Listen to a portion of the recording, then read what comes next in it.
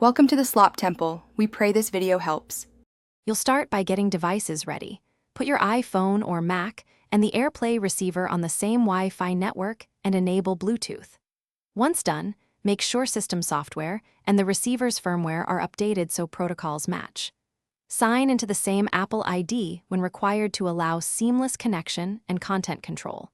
This reduces pairing errors and ensures you see the AirPlay option quickly. Now move to the device that will send video or audio and open the source app. You now initiate AirPlay. Swipe to Control Center on iOS or click the AirPlay icon on Mac OS, then pick Screen Mirroring or the receiver name.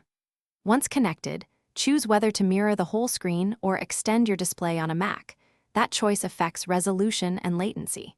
Make sure to adjust volume and display orientation from the sender or receiver settings so video fills the screen correctly.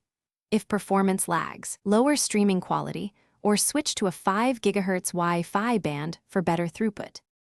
Finish setup by playing content and verifying both audio and video are synchronized. Pause, resume, and seek to confirm stability.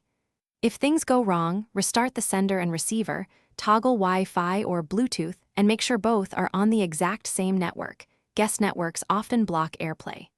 Also check firewall rules, router isolation, and the receiver's input selection. If you still see issues, temporarily disable VPNs and test using another device to isolate the problem. Thanks for watching. Consider subscribing if we helped you.